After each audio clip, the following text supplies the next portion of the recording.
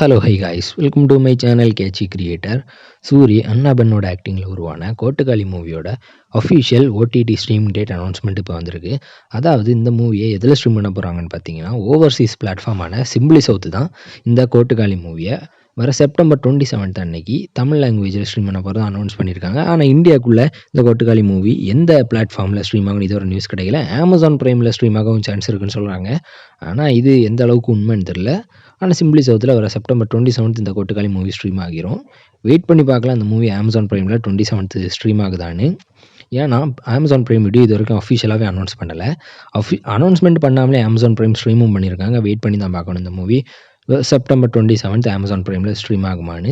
இன்னும் இந்த மாதிரி new movie OTT streaming date announcement and update வேணும்னா மறக்காமல் நம்ம சேனலை சப்ஸ்கிரைப் பண்ணிவிடுங்க.